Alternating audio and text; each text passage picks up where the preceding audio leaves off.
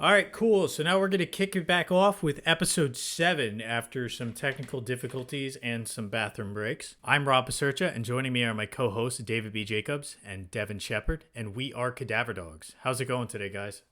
Hello, my bladder is now empty. I'm excited to get moving. Let's bring on the brine. I am Let's do Devin that. Shepard. I am a producer, director, and writer. You can watch my work on Shudder with our feature film A Nightmare Wakes, as well as Bloody Disgusting's World of Death with our short film Attention. And I'm David B. Jacobs. I'm a writer, director, script supervisor, and horror addict. You can find my short film One Last Call on Blind Raven Productions' YouTube channel. And I'm Rob Pasercha. I am a grip for Local 52 and the owner and runner of Whimsy Productions, LLC. I'd like to plug our Instagram, Twitter, and Facebook at Cadaver Dogs Pod. Please check us out, leave a review, tell us what you want to hear next. So, to kick us off on our first film, a very creepy thing with some old school tech media, is Devin Shepard. Yes, our first film is a classic J-horror, Ringu, from 1998, directed by Hideo Nakata. The rumor is, you watch the tape, you have 7 days to live. But after several teenagers all die on the same day due to mysterious circumstances, Asakawa begins to think it's more than just a rumor. Asakawa, a single mother and professional news reporter, sets out to find the origin of the story and comes across the tape itself. She watches it. Then calls upon her ex-husband, a math professor, to help her solve the mystery before she's scheduled to die on the 7th day. Right away, first instinctual thought on the film. It definitely feels a little more Western, right? I mean, yeah, the characters were a lot different and the acting was a lot different than we are used to watching in a J-horror, or at least the ones that you've showed me, Rob, as I'm new to the J-horror genre. But I still wouldn't say they're fully developed. I still have a lot of issues with the character development. I mean, I mentioned it in my summary essentially, that they present the issues in these movies through the characters, but then they don't follow through. I think they show Asakawa as a working mother. They show her as struggling to balance work life and parenthood, but then just kind of don't go any deeper than that, and we lose her character halfway through the movie when her ex-husband Takayama comes in. See, I kind of disagree. I think we are given the portrait of kind of a journalist consumed by her work, and that kind of separated her from her family in a way. But at the same time, it's her work through investigating this videotape that re-engages her with her husband, and That's ultimately, there. that is. And I think there's an exploration of her relationship with her husband and her child, and how maybe she was keeping them too separate from her work, and that had they been more engaged from the get-go, they would have had a stronger relationship. In that way, I do think it has some pretty deep-seated character development. Maybe it's not explicitly stated, and there are some odd character choices throughout.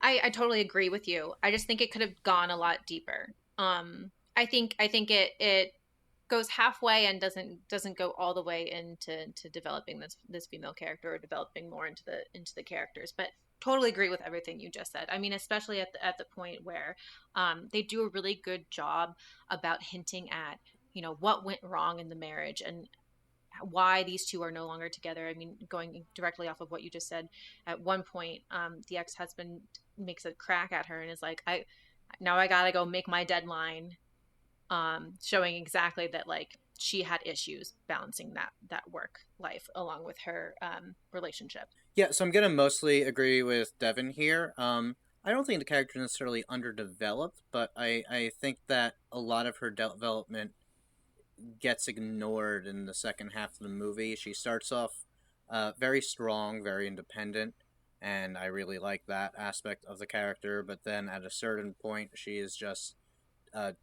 devastated so much by what happens that she just basically has an emotional breakdown and is incapable of moving forward, and her husband has to do everything for her.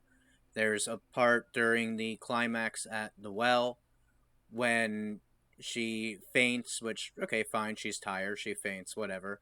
then the husband has to climb out of the well, and she's like, "Oh, why do we even move on? What's the point?" Then he has to literally slap her across the face and remind her that her child is in danger. And I'm like, come on, guys. But even before that, my whole question is, why does she call on him in the first place?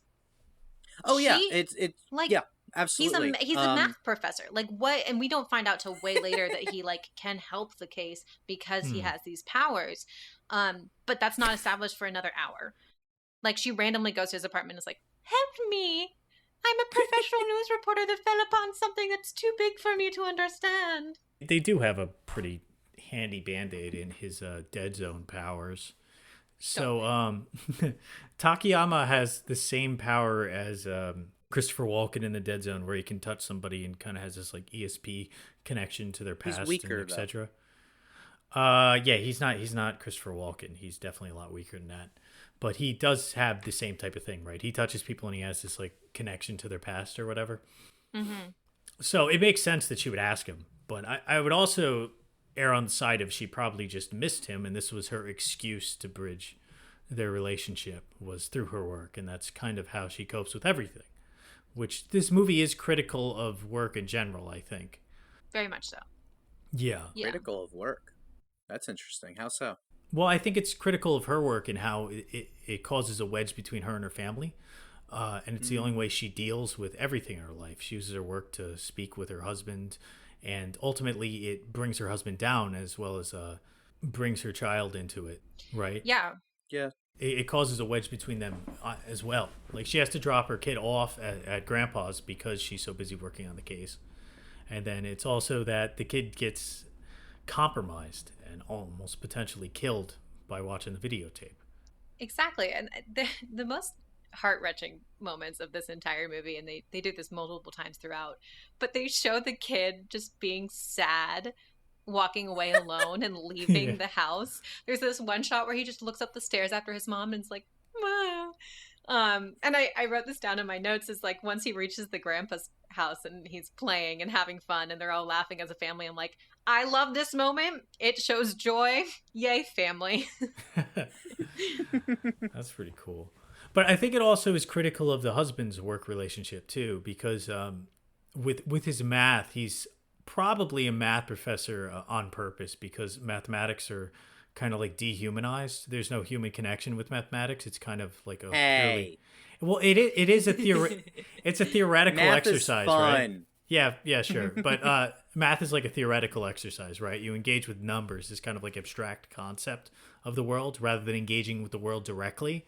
And I think that's kind of his coping mechanism to get away from this overly interconnectedness he has with people just by touching them. And then obviously there's some sort of affair going on with the student or whatever, who's obviously an unhealthy relationship. I don't think that the math is him disengaging from all people. I think it's him disengaging from his family specifically, because he still engages with the student who he's having an affair with. That is, we're not supposed to like that he's having an affair with the student, so that's a good thing.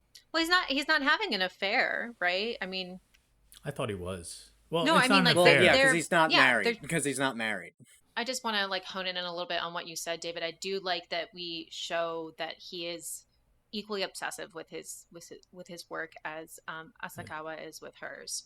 And I even question, and this is something that I wonder what your guys' interpretation is, but does he have a relationship with his son at all? Does his son even know that that's his father? We only see them interact for one quick moment when they're outside in the rain, and the child, Yoichi, looks up at him and just stares and then walks away. So I question if the kid even knows that it's his dad.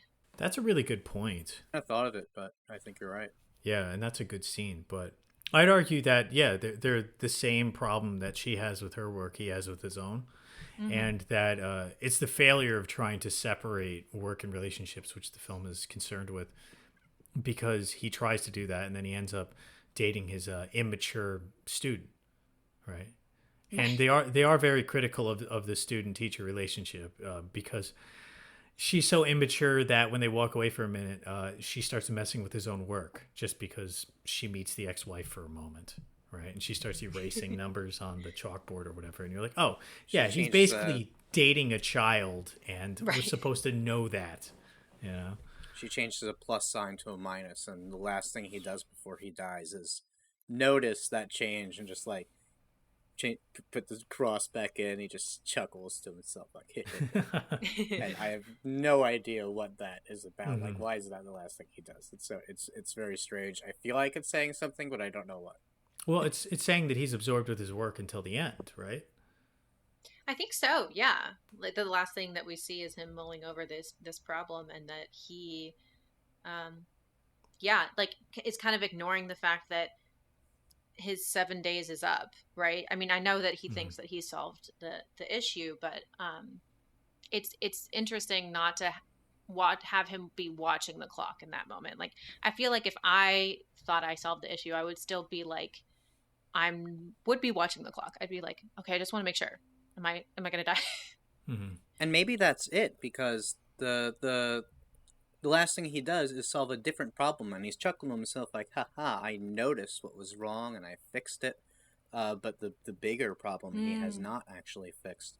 And you're right, Devin, because who watches this movie? When you watch this movie for the first time, there are really two parts to it.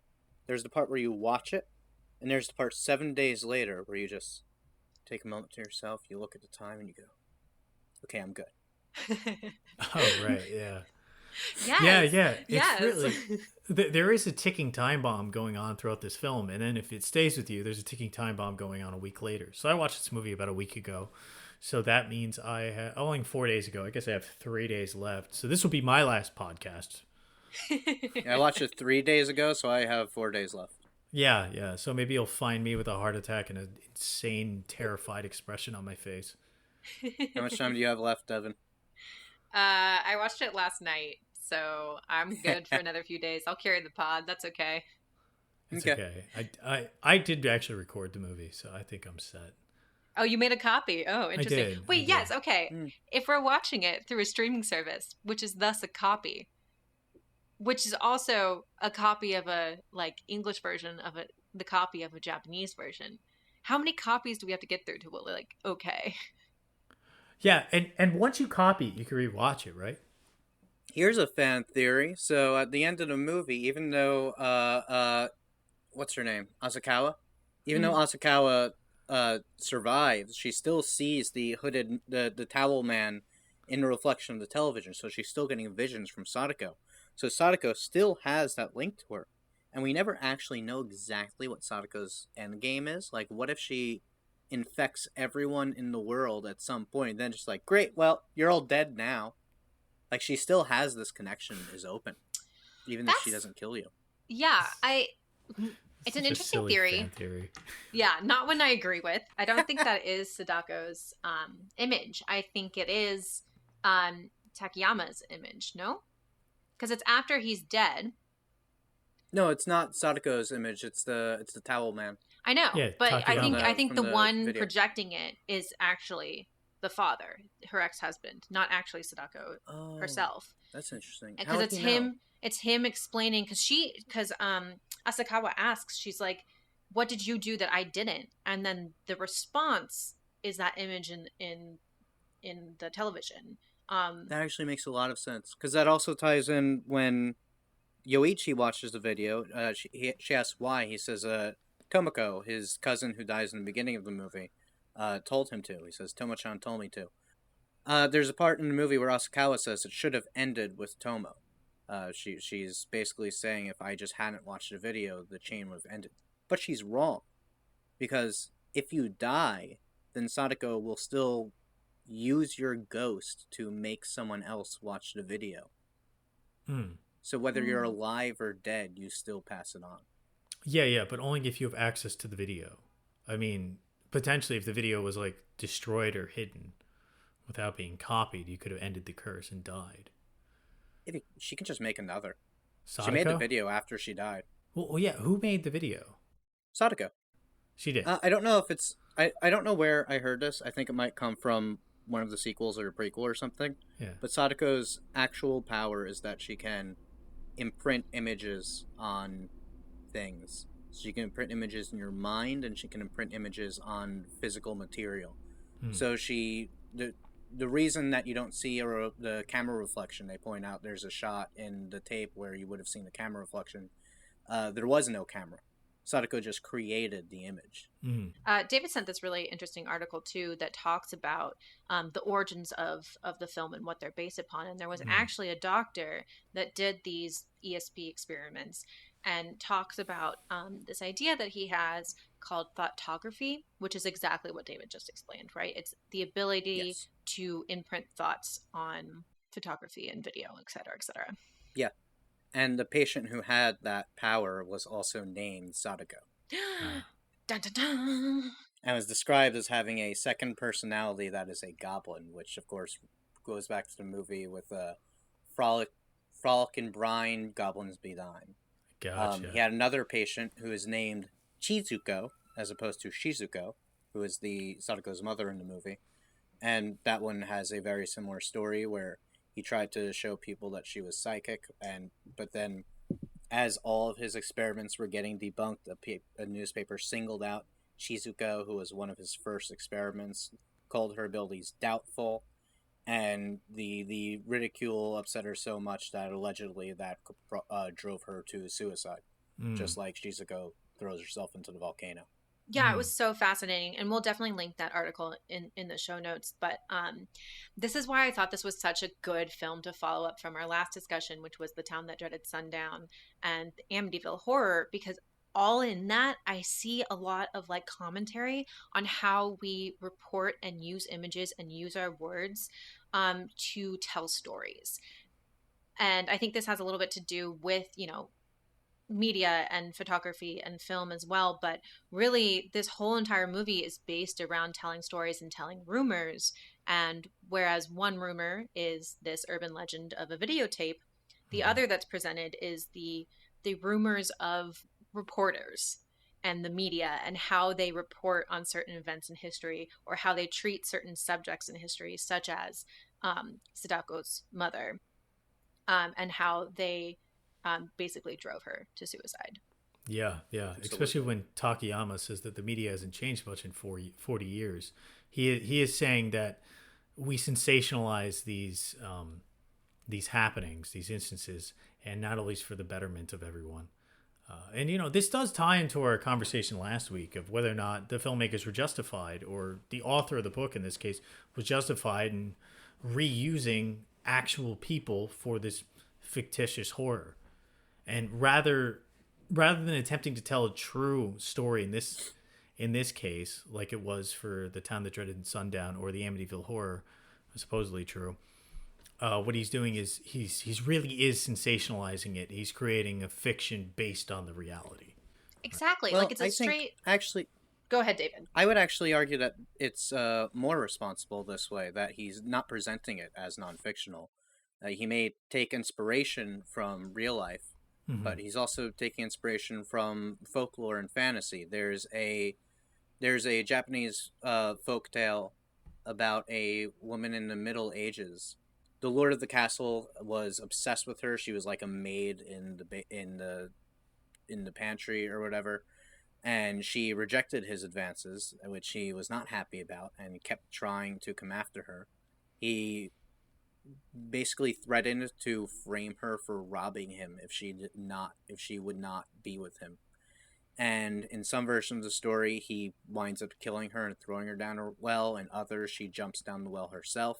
But there is an actual well that you can find that, according to the folktale, she would crawl out of the well and haunt him every night for the rest of his life.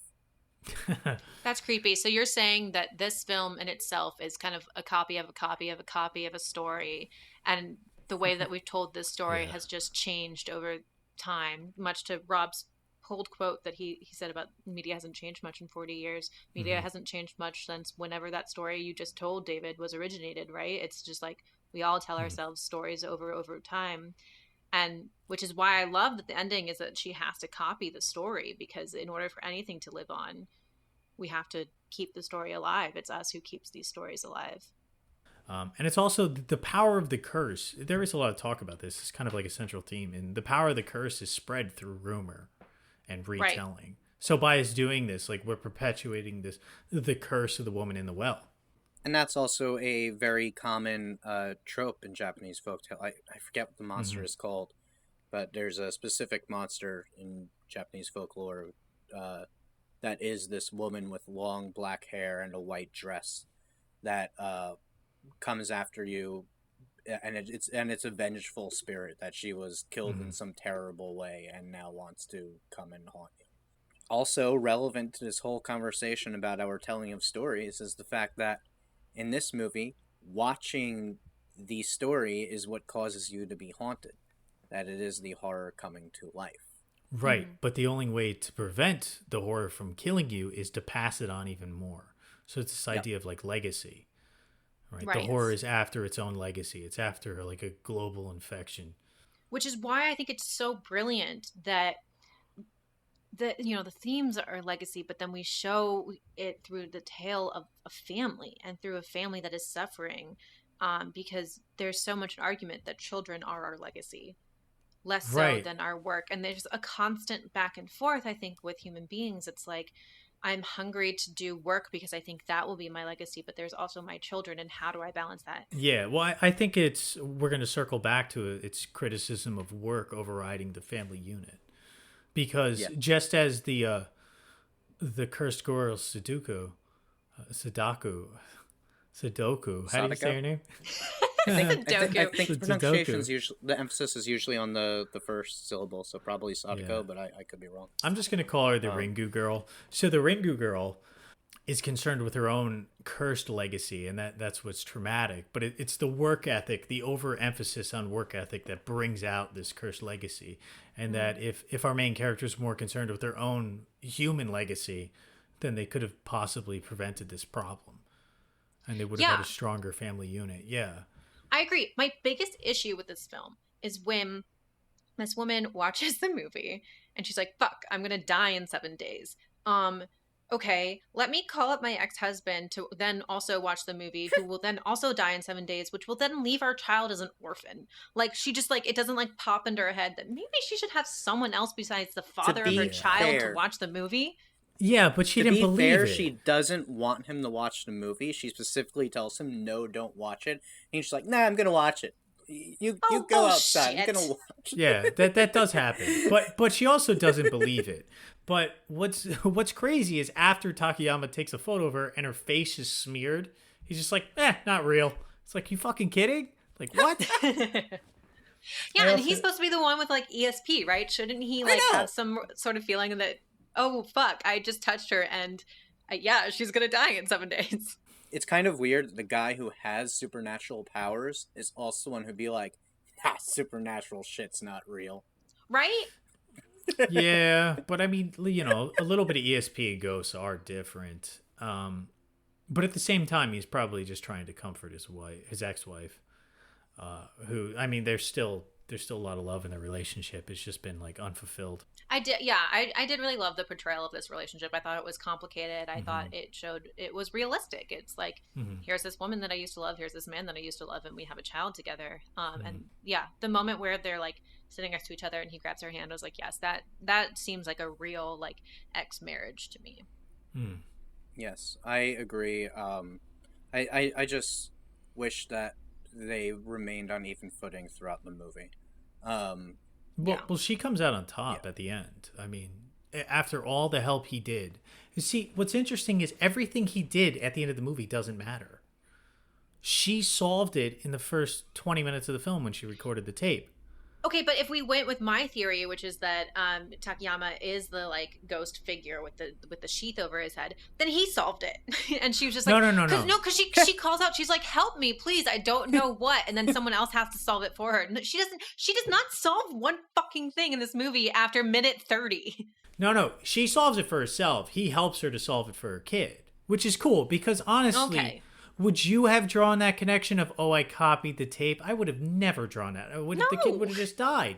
And I really appreciated that. They also put all their marbles into the idea that, like, oh, the well is definitely at the cabin because the phone rang at the cabin. Like, there are a million reasons that the phone might have rung the first time and not later. Right, right. But what's also interesting is that Takayama has ESP relation from person to person communication, but which is fine. That's kind of seen in like the good light, the good type of supernatural. But the bad type of supernatural is a connection to like inanimate objects and to non-living entities, like the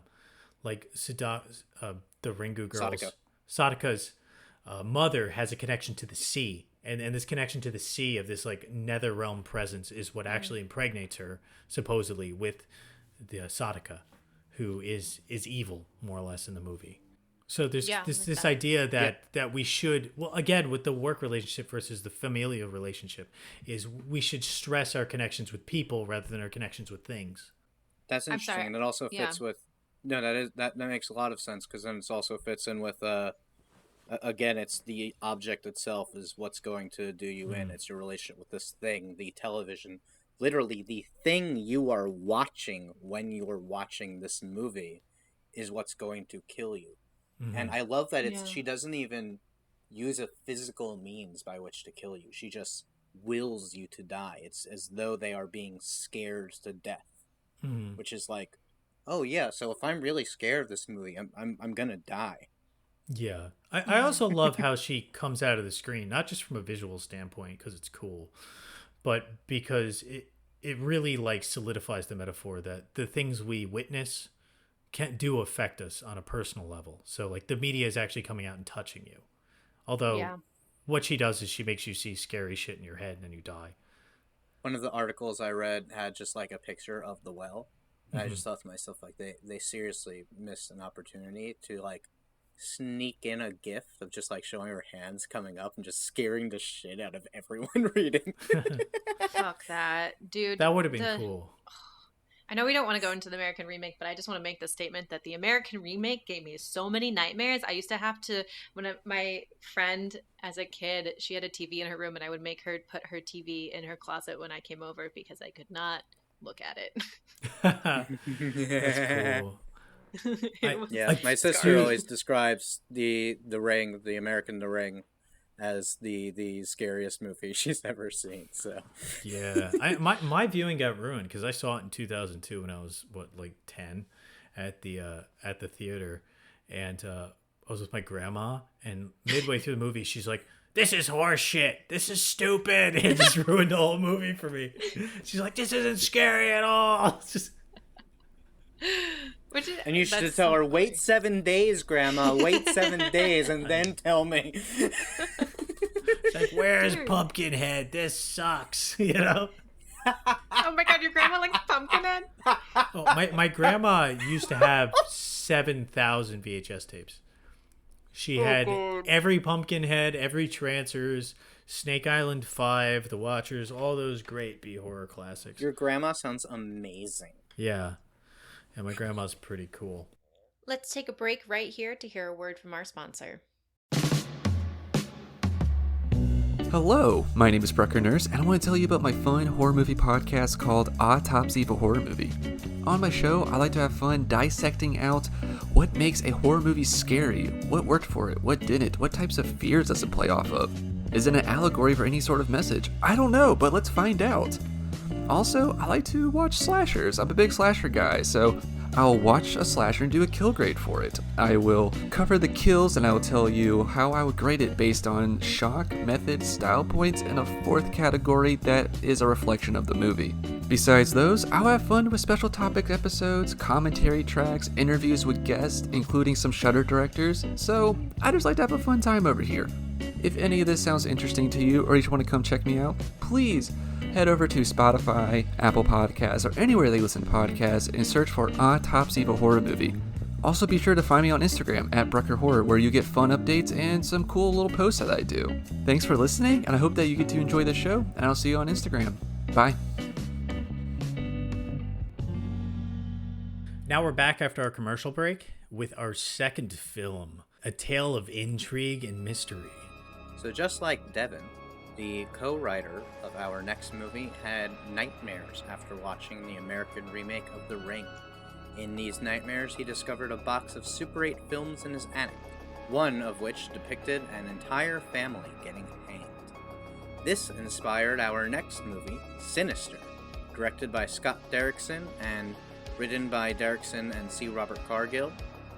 True crime writer Ellison Oswalt, played by Ethan Hawke, investigates a series of murders hoping to write his next bestseller. But as he sits alone in his dark room, whiskey by his side, the darkness of his study begins to creep throughout the house, infecting and potentially dooming his entire family. Allegedly, Derrickson's original cut of the movie was much more subdued, and it was very much like those terrifying scenes where Ethan Hawke is just sitting alone and watching these Super 8 movies that are absolutely terrifying and all atmospheric and whatnot. And maybe the studio forced him to put in jump scares. I don't know if that's true or not. I mean, the way that studios are talking to these horror movie filmmakers, 1000%, regardless of how many or whether or not they use the words jump scares, they probably definitely said, no, needs to be more scary. I almost needs don't more buy Hollywood. It was only 1 year after The Thing 2011, so I almost don't really buy that explanation though, because I feel like the jump scares are so overly deliberate in this movie and so effective. I'm not sure they could have happened otherwise. For They're instance, effective? they're very effective. The lawnmower jump scare scares everybody. Oh, that one is not great. that one. Yeah, Not that one. And more the ones in with the creepy kids and whatnot. Yeah, Fuck the those creepy kids. kids are the low point of the movie, even though they're actually pretty creepy. But they are the low point. I think that they do creepy things. I like when Ethan Hawke is walking around the house and they're stalking behind him, but he can't see them. I think that's awesome. It's oh no, there's this thing right here he can't see. When they jump scare you, I don't give a shit. When we're in the room with his daughter and you just pan over to reveal that she's drawing the monster and there's the creepy girl in the corner, I'm like, no, that's if I saw that when I was 5, I would totally have nightmares of a creepy kid in the corner whispering to me that my parents can't see. But they look bad. They have like terrible makeup. Yeah, That's they really don't. what They it don't have was great for makeup, me. right? Yeah, I'm It's like, bad let's makeup. not spend time on close-ups of them. Let's no, please. Yeah. Don't give them more screen time. They're scarier if they're more elusive.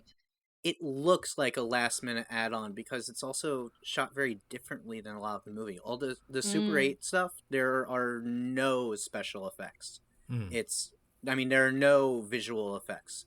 It's all done practically. There is actually a man dressed as a demon standing at the bottom of that pool. They actually dragged families into this pool. Stunt people, of course. They actually had to fire a stunt coordinator because he fucked up the hanging scene and almost seriously hurt some people. Really? Thankfully, they caught it in time. But Jesus Christ. It's frightening. that hanging scene was bad. Dude, those Super 8 films, they did so well in them, and I'm so happy they did practical effects. I mean, I watched this movie with David, and the whole entire first 5 minutes of the film are the hanging Super 8 film. And I'm just screaming at the TV I don't want to watch this. I did not willingly subject myself to watch a snuff film like this. And I remember having that same visceral reaction when I first watched this film as well. I did not sign up to watch snuff movies. I signed up to watch horror, and there's a big difference. And I almost find it offensive that the filmmakers believe that horror fans will be okay watching these snuff films. Well, it depends on the horror fan, I think. But but not all of them are just going to be I'm into that shit. Mass murder. Yep. Put me down. Well, snuff films are scarier than horror movies. They hurt more, and things like soundtracks and whatever actually detract from the fear. You could argue that as good and as interesting and drawing as the soundtrack to this movie is, those snuff films would have been more effective without a soundtrack. I actually, for some reason, every time I think about this movie, I remember them without a soundtrack, and I'm always surprised to watch it again and realize that they have music going on there. But going back to what Devin said about the snuff films and it being offensive, I actually, I see where you're coming from, and yes, content warning, for sure. At the same time, I almost think it's you could argue that it's offensive to portray mass murder in other movies in a way where it's more fantastical and more played for cheap thrills and whatnot. This movie does not do that. It doesn't make you comfortable with the concept of murder. It's very much like, no, this is disturbing. You should not be into this.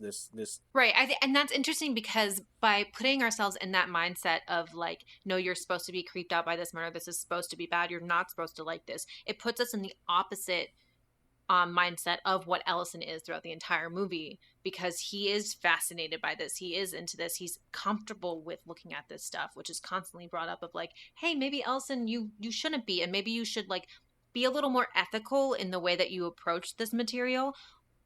I think that's a really interesting point, David. Yeah, I don't know if comfortable is the word I'd use to describe his relationship to them. But yeah, he's drinking constantly while he's watching them. His wife mentions that his drinking always gets worse when he's writing a book, and that it's worse this time even than usual. He's not comfortable. He's terrified, but he's doing it anyway, and he doesn't call the police because he wants to write a bestseller. They make that point specifically, that he does think about calling the police, and then he looks at his old book from 10 years ago, the only good thing he's ever written. He's a shit writer, by the way. They make it clear that he's a shit writer because he talks about like, oh, no one wants to read my fiction, so he can't write anything for himself. He needs other ideas. Well, that doesn't mean he's a shit writer. That just means he's a journalistic writer and better. You can't make that claim. There's plenty of good journalistic writers. He's only written one good journalistic book, though. Yeah, no. He just got it wrong. Well, one bestseller, that doesn't mean the other ones are bad, and that's a pretty high bar to compare yourself to. The only thing that they reveal in Kentucky Blood, which is his bestseller, is that he just found something the cops didn't, and that makes it a unique story. We don't get to hear what those other crimes were that he wrote the other books about. Maybe they were just procedurals and nothing like was astounding about them. Well, they do. The sheriff does claim in the beginning that he made a wrong assumption that led to some damaging evidence supporting, like a wrong conviction or something. What's interesting, one of the things about this movie is that it directly attacks that problem of like what is journalistic integrity and what is the integrity of filmmakers when dealing with this time material. So I think it is absolutely deliberate that the footage looks as if it's real, and what they do by that, the way they achieve that ends is by using lower resolution footage and like lower end film stock, Super 8, because you get this kind of like nostalgic, it's reminiscent of home movies. Easily, if you were to kill people while doing it. Yeah, right? Yeah. If you were to kill people while doing it, it would in effect be better than what the movie was showing. You know? So I don't, and honestly, don't try this at home, kids. To your content warning comment, like there is a content warning. It's called a rating system. So like those are in movies. This movie was actually so hard. Fuck yeah. They actually shot this movie trying to get a PG-13 rating. Like there are no F-bombs or very little F-bombs. There's not a lot of gore. There's no nudity or even reference to nudity. And the MPAA just watched the movie and said, nah, this is rated R because it's fucking scary. Yeah, That's in pretty fact, cool. It's like, remember when that article came out? I forget who reported on it, but they did a scientific study a few years ago about what is the scariest movie, and they did it purely based on like heart rate and images that the movie elicited. I don't know, that sped up people's heart rate, and this was the one that was the scariest movie ever, over Exorcist, over Psycho, over any other film that's ever been made. They were like, no, Sinister, like, is the scariest movie ever, period. I gotta say, Sinister made me jump a lot more than almost any other movie in the theater. And I think a lot of that is kind of due to the jump scares. I know you guys didn't like them, but most of them are really effective except for the ones without the kids. Like the lawnmower, for instance. But another really good one is when, that was absolutely deliberate, I don't think it was added after the fact, is when he's in the attic and Boogie's face comes into the screen, which, watching it at home, dumbest part of the movie. Watching it, no, you're wrong. That was a really good part of the movie. And when I saw it in the theaters and you see the head coming to the screen, it's a gigantic head. And it's much more effective than when I watched it at home. I also knew that it was coming, so it's a little bit different. But I got to tell you, people were screaming in the theater when that scene happened. I jumped out of my seat. It was a really good scene. And a lot of it is due to like Ethan Hawke's acting ability. Yeah, I mean, Ethan Hawke fucking like dominates this movie. I love his acting in it. I was this because he did like several horror films over the past decade. Was this like the first one of his that started that train? I forget if this was first or before or after The Purge. This was before The Purge, I'm pretty sure. Was it? Yeah. The director made a really interesting point. I think it was the director and the writer actually made a really interesting point that they liked Ethan Hawke in this role because it was around the time that he was trying to like reclaim fame in his own career, which then further connected him to the character of Ellison, who is also trying to reclaim fame. And I thought that was such an interesting casting choice. He also has written novels. And screenplays. He's credited as a writer on the Before Whatever series.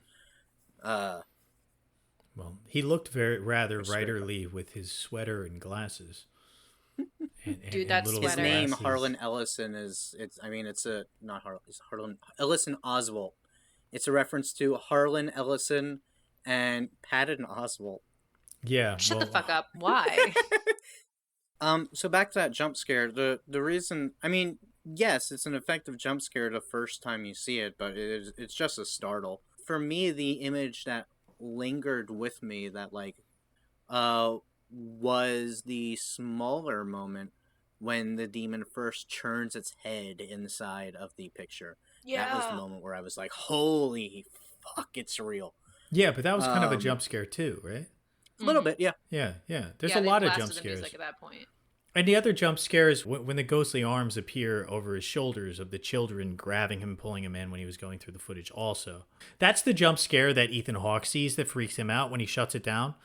But to me, that's one of the lesser ones in the movie. Was that a jump scare? Because he's in the attic, we don't see anything, then he looks at something is recording him that he couldn't see, and that's where he finds those ghostly hands in the image. And that's also creepy because it's like, oh, we didn't even realize this presence existed when we were watching the scene.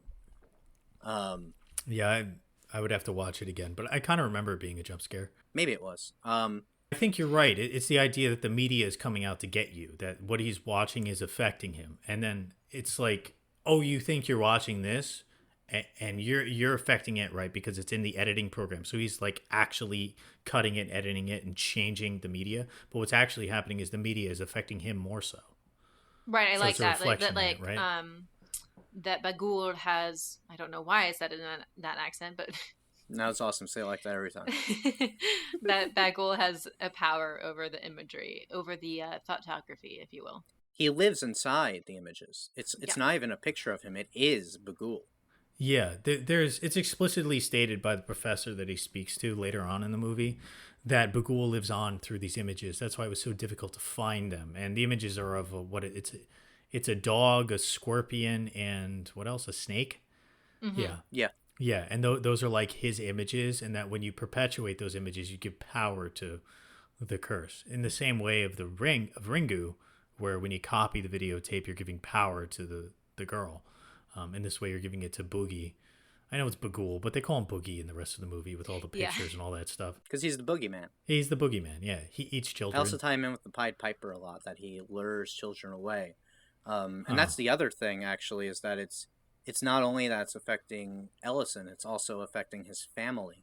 That there's a bit in the beginning of the movie where his wife is like, "What's our rules?" And the kids are like, "We don't go into Dad's study." Wife goes, and I was like, oh yeah, I gotta lock the door. And it's this entire idea that his work is always leaking out. It's always affecting his family. Mm-hmm. No matter how much he thinks it's separate, no matter how much he thinks that this is something aside from his family, it is still infecting them. It's still poisoning his children. Okay, yeah. I tried to find this really quickly when I watched it, but a lot of the time he would leave his office and the door was wide open and the video footage was on. And since he's drunk, it leaves the viewer to think, oh, is he doing this? Like, is this his own doing? And later we find out it's all supernatural. But it seems like as much as he's trying to lock the door and keep all those things inside, Boogie and the rest of the children are opening it up, right? Like the door, the cat's out of the bag, the dog's out, whatever. He's also walking around with a knife at night, thinking like, "Oh, there's some monster in his house." Meanwhile, his kid's a sleepwalker. It's like, dude, you're gonna wind up stabbing your kid. He literally, like, after it's revealed that his kid is a sleepwalker and that he is sleepwalking still, like he's out there. Yeah, he goes out with that knife and I think stabs something. Oh yeah, he like rips open into a box and it's like your kid was literally just in a box. What are you doing? It's definitely a little bit of a mistake on the writer's part to allow that. I remember Rob and I had an amazing conversation about that last year. Oh, interesting. we did. But I also think it's a very deliberate point that he just like is not thinking about his children, like literally ever throughout this. And I thought it was such a good, going back a little bit to what you were saying, David, the choice of the director to live so much from Ellison's point of view through this film until a certain point, we like forget about his family almost, and we don't see how this is actually affecting his family. They talk about it. They tell him like in the very, very beginning, the wife says, if this goes wrong, I will divorce you. And then they laugh and cuddle and go to bed. And it's like, what the fuck? Like, this is actually a lot more fucked up, and this is affecting the family a lot more than we see. But because we're seeing it through Ellison's eyes, we just like don't notice it. And we don't notice that, you know, and actually I don't think that it's a paranormal presence that it leaves the door open and leaves that tape playing. I think it is the daughter, because at some point she watches those films and Bagul does get her. That makes sense. That's pretty cool. But he doesn't catch her. I think the thought did occur to me actually that it was on because the kids were watching the tapes. Yeah, and he literally just like doesn't see them. Like literally just does not see his children in that room. Yeah, It's worth every mentioning time. that also it's also worth mentioning that Trevor's sleepwalking is implied to be a direct result of him being haunted by his dad's work. Not even this project. Absolutely. Like all his work in general. They're always being run out of town. Locals always hate them. The police are always like, ugh, this fucking asshole. And then they pull him over when they're driving his 5 miles under the speed limit, because everyone hates these people. And everywhere they go, kids are bullied at school. It's meant, the kid mentions like, you don't need to tell me what your book is about because the kids at school will tell me. Yeah, that's why he's drawing. I would argue that we do see it affecting the kids a lot through we do the sleepwalking, and then again the whole argument about his son Trevor drawing the kids hanging from a tree and permanent marker on the whiteboard, which is pretty funny. And then also the daughter drawing stuff in the hallway and whatnot. Right, we don't see it till it's too late. I kept thinking the kids watched the tapes too. Every time the door was open, I was like, oh, the son's going to watch it. And then the son wasn't watching it. And you're like, oh. And it was really like reversing our expectation, which I thought this movie does a really good job of reversing our expectation about what's going to happen until the end, which the ending feels inevitable, thus it's predictable. Yes. And that's really the low point of the movie. It also, the ending goes on for too long. Yeah, I agree with that too. Have either of you had like night terrors or sleptwalk ever? I've had sleep paralysis. Okay, I've had both when I was younger, and it's pretty interesting. They get it pretty good. The kid Trevor, I used to walk outside. I used to pee on things. Shit. Yeah, there were only a few times where I like screamed and like freaked people out. I didn't do that very often, but I used to sleepwalk constantly. Yeah, there are a few times in my 20s where I even sleptwalk and was like, whoa, I can't work these hours anymore. So then I stopped, and I haven't done it in like 8 or 9 years. But sleepwalking is really dangerous. Extremely, yeah. There's a very silly low budget comedy that's all about it. I think it's called like Sleepwalk with Me or something. Great movie. Oh yeah, you know what I'm talking about. That's where the guy I love is a that stand-up movie. comedian. Yeah, it's pretty good. It's actually produced by horror producers. Oh really? Yeah. Really? Sorry. Yeah, Mike Birbiglia. He's an actual sleepwalker in real life, and the movie is largely autobiographical. It's really good. I like it a lot. Yeah, Derrickson said that he sleptwalked and like peed in the dryer and stuff also when he was a little kid, and like that's the kind of things I used to do. I don't think I sleep talk anymore now, but I did up until a few years ago and whatnot. It's a bizarre experience. Especially when you sleepwalk and then you wake up, you're like, how the fuck, where am I? And you're like downstairs in your house. You're like, it's very disorienting. How do you guys feel? Because I feel like a lot of the themes in Sinister are like the same as the themes in Ring, and I think that their terror comes from a very similar place of how they're both very meta, that you're watching a horror movie. How do you guys feel? Hmm. Yeah, I would say they're very, very similar in about, like work versus family life, but I think Sinister makes it a little more personal. It feels like it feels like the writer and director are pretty much saying, like, this is my scare that I am going to make a good movie or write something amazing and then never be able to live up to it, and that my obsession with trying to live up to that is going to then harm my family or harm anything else outside of work. Which is a little bit in the Ring, but it's so much more personal and sinister. I hadn't even thought of it in relation to the filmmakers themselves. That's really interesting. Do you know if they have families, if they have children? They commented on it a little bit in the commentary on Sinister, that yes, this was in fact a fear of theirs. But I think it plays pretty strongly in Sinister, regardless of their commentary. Yeah, especially from like a writer's standpoint. I think Ringu covers a lot of the same fears of like neglecting your family through like an over excessive work ethic. But Sinister makes it specific about creating art or writing or whatever.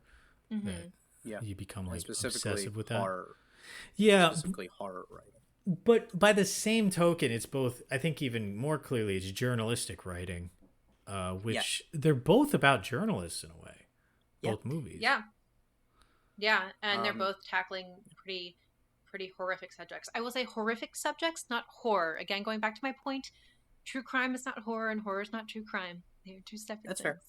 That's very fair. Yeah, but you can make a horror movie out of a true crime. Both movies really deal with journalistic integrity and how you can take this when you legenize or fictionalize or sensationalize a horrific event. There is a danger of hurting not only the people that were initially affected by the event itself, but the audience themselves. Yeah, it's in how you tell that story, right? Yeah. Yes. In both cases, it's the child winds up watching the cursed image and becoming infected themselves. I'd say one of the differences that in Ring, it is that the image is what's going to hurt the child, whereas in Sinister, the image possesses the child, which I think is even more directly applicable to horror films, which we're watching right now. That, what if this image inspires you to do terrible things? Yeah. Which Could I you don't think define possesses versus? Can you define that difference? Because Yeah, if that's Bagul is the image, does he possess the child or does he affect the child? Like, yeah, can you just explain that a little bit more? I think it's not clear, actually. There's a point that I scribbled down, which is probably just a mistake by the filmmakers, that we see Ashley, as the girl's name, drawing one of the pictures at the end, and we've seen the series of drawings, but they're all like the same style and the same calligraphy. So I wrote like, is this a mistake, or is it that it's actually Bagul is drawing through her? And I think it's not clear. It could go either way. I don't think she would have murdered her family if without supernatural influences. I don't think he's just bringing out a darker side of her. He is planting these impulses into her mind. Yeah, okay. So that is really interesting. And I do think you're right. I don't think it's clear whether or not it's direct possession or just like demonic influence. But on a metaphorical level, I wonder if the filmmakers realized what they were kind of saying is that violent images do affect children in adverse ways.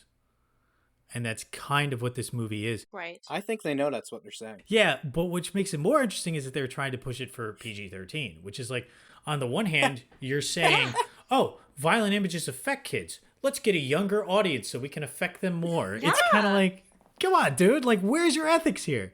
Right? Now, I disagree. I don't think violent images are going to make you perform violent acts. And with it's not really fair to say the movie does that, because I watch tons of horror movies and I never killed anybody. I mean, I don't know about David, but I don't think Devin killed anybody either. So I'm not so sure about that. I'm just smiling. Yeah. That's a really interesting point, Rob. I think a lot of the time, too, this movie is pointing the camera back on the viewer. Very specifically with a shot that's reused several times throughout the film, and I love this shot too, is when the projector is playing and the camera moves around to look directly into the lens of the projector, so that the audience, supposedly in the theater, watching it through projectors, like staring at themselves in the like watching the thing watching itself. And then I think immediately after that it cuts to a close-up of Ellison's eyes, where you see the reflection of the Super 8 film in his eyes, and I'm like, that is so cool. It says so much about voyeurism. It says so much about, like, hey, maybe you should take a look on how you're watching films like this, or how you're watching other media that is violent. So maybe it's less about like we need to get kids in to watch these films, but more it's like we need to get kids thinking about how they're watching these films. Yeah. And voyeurism is really key here. I mean, in both cases, again, it's the image itself is what's coming alive. And whereas with the Amityville Horror, I watched that, but then I'm just like, well, I don't live in that house, so I'm safe.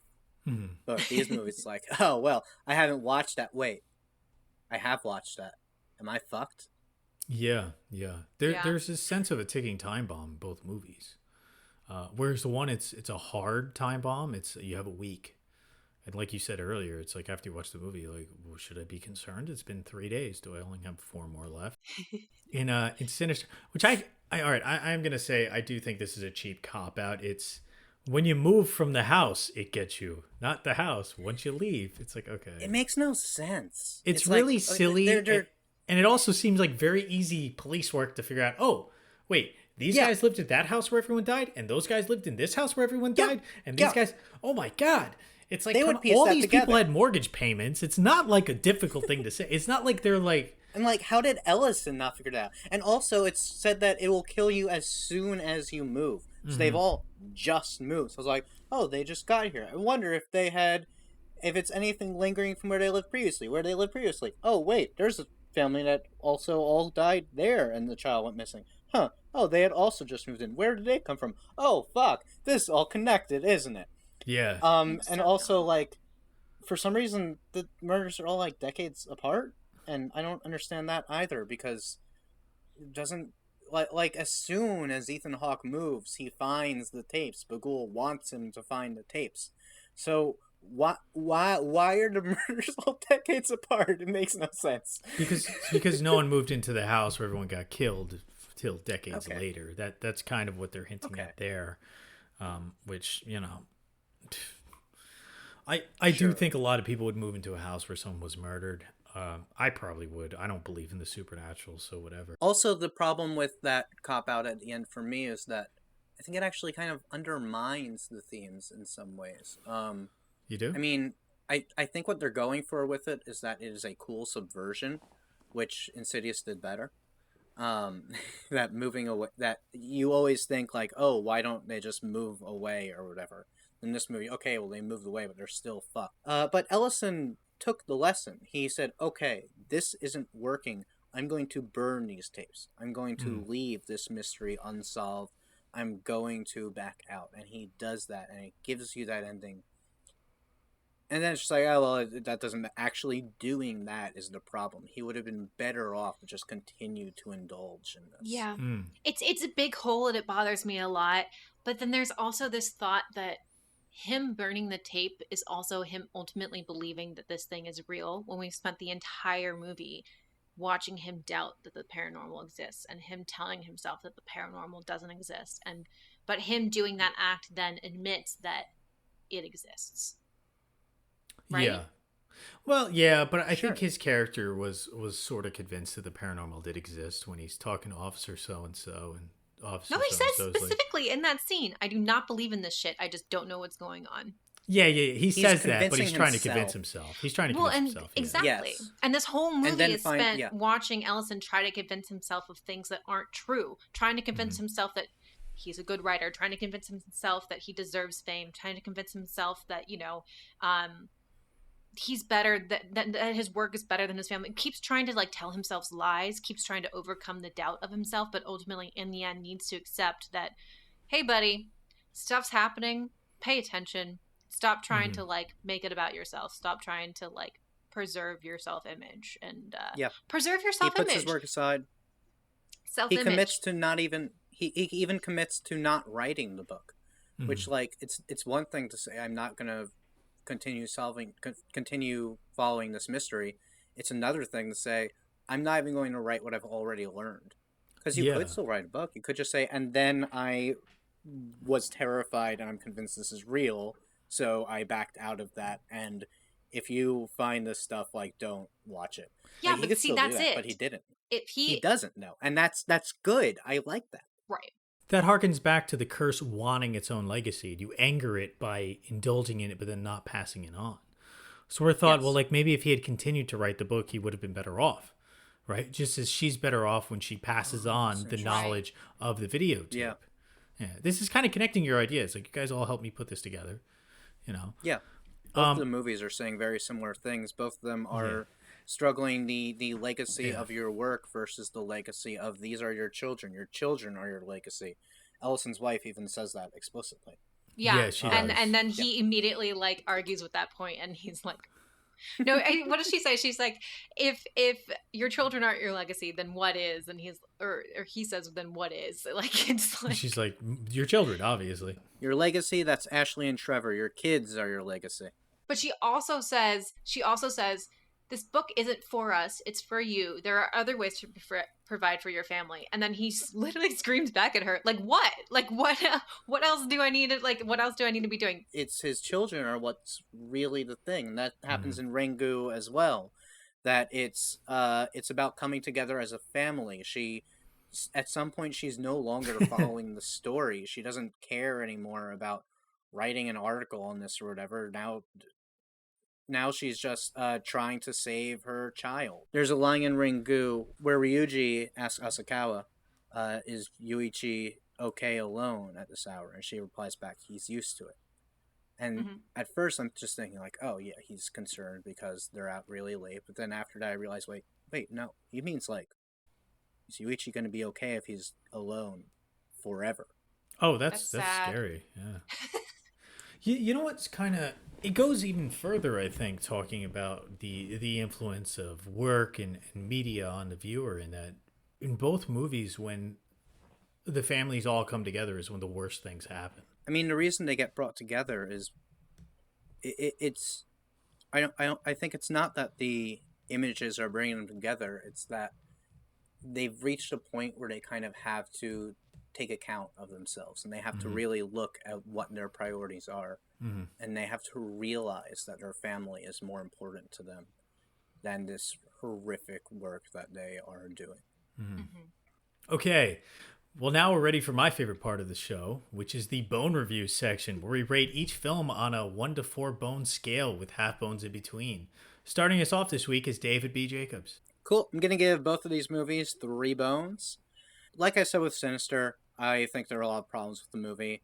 I think the script is pretty bad. I mean, there's some good stuff in it, but it's also like has really terrible hammy dialogue, which can be distracting. Thankfully, there's not too much dialogue in the movie. And I think that the more generic Hollywood scares really hold back the movie. But the stuff that does works really fucking well. And it is a scary fucking movie, and I like it. With Ring, now's where I'm going to compare it to the American version, which a lot of what we've talked about applies to both movies. They're thematically very similar, aside from the ESP angle, and the fact that in The Ring, Naomi Watts' character, Rachel, is like, addresses all the issues that I have with Asakawa in the Japanese one. That she actually remains like a strong, independent person. Like, she has a reason to go to her husband, that he works with film editing, so he's able to help her. But she is still in charge. She is still calling all the shots throughout the movie. And that's the thing that really works better in the American version, is that central character. But while I do think the American version is well shot, and that I actually think it is well directed, the Japanese one I think is better shot. It is more well shot. It has much more interesting filmmaking in it that I think is... I don't know if it's scarier. It might be scarier. They're both scary in like slightly different ways. But I mean, in both cases, it is that moment 7 days later where you just gotta like, am I about to die? Am I good? And I mean, yeah, it makes you scared of your fucking TV, which is awesome. I went away for a water in the middle of the movie. I came back, my laptop had like turned dark or whatever, and I'm about to wiggle the mouse. I'm just like, if I wiggle this mouse, it's gonna be a nice shot of the cottage, or is it gonna be that fucking well? Devin? I'm going to... Okay, I'll start with Ring because I like everything that David said. I'm not going to compare it to the American version.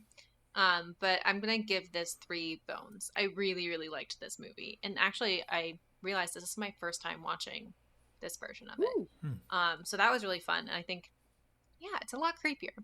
It's a lot more still, and I really liked that. And like I said at the beginning, there was just something that I was just captivated from the first image and that first scene. It was so strong, and I really, really liked it. So 3 bones for me for Ringu. I'm gonna give Sinister 2 bones. I don't like this movie. Wow. I really don't like this movie. What I do like about it, like David said, the writing is atrocious.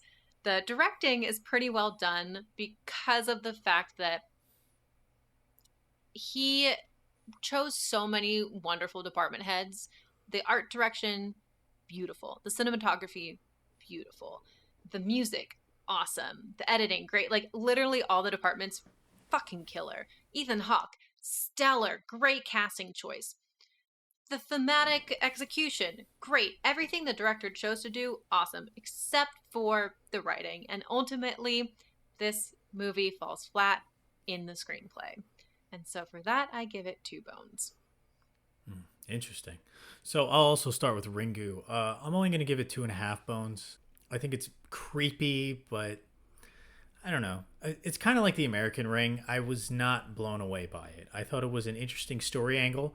But at the end of the day, I don't find video cassettes very frightening. And little girls don't scare me. I'm surprised. They never have. In no movie am I ever scared of a little girl. Especially with like wet, floppy hair. Yeah, so that gets 2.5 bones for me. It's a good movie. Sinister, I'm going to give 3 bones. I think Sinister for the first like hour and 10 minutes is like one of the scariest movies I've ever seen. It makes me jump a lot. It's got awesome music that really draws you into the action. It's got really cool character development and acting skills. I don't hate the writing, except at the end. I feel like, again, the problem with the movie is the little kid angle. The makeup's not good, like you guys said. They're not very scary, and it spends a lot too much time like centered on them. And then, of course, the ending, I'm going to use this line again, because it's inevitable, it's predictable. Up until that point, though, again, it's a really scary movie. One of the few movies that has effective jump scares, and those snuff films are just fucking awesome. What do you think would have been a better ending? Because that's what I'm also trying to figure out. I agree the ending's anticlimactic. There's an over explanation. I mean, for one, leaving the house and then just having that bait and switch. Oh, it's actually the next house that has it. It's not a compelling explanation. I almost wonder, like, if he had just left the house and then if the movie just ends. And you just don't find out the answer. You know, I almost feel like you can have a movie where you know what's going to happen. It could be really riveting. Yeah. Like, you ever seen, like, Carlito's Way? That whole movie, you know what's going to happen. So I think it's, rather than a failure in writing, I think it's a failure in directing and filmmaking. That you could have had basically the same ending, but just maybe had it happen much faster and just, like, kept the momentum. For some reason, they dropped the momentum when they're leaving the house. But you know what's going to happen after that. There was no need to drop the momentum. You should have kept the tempo increasing. The crescendo should have increased. Yeah, and I think it's like, for me, it's that reflection of his choice, though, you know, because he makes the choice to choose his family finally over his work. But then eventually he does turn back to his work by picking up the box in the house. But yeah, it's just slow rolling. Yeah, he goes back to his work. The other thing we didn't mention with Ring is that, well, it's not she goes back to her work, but she still kind of betrays her family in the end, because when Yuichi needs to make a copy, but then they also need to show it to someone, she chooses her father of all people to show it to. And this Yeah, was why did she do that? I mean, presumably she'll explain it to him so that he can also make a copy and just keep the cycle going, so he doesn't have to die. But it's interesting that she makes that decision. Who would you choose? Keep it in the family. It keeps in the family. Well, thanks for joining us this week on Cadaver Dogs Pod, where we covered the way media infiltrates and infects our minds through low-res footage. Until next time. 7 days.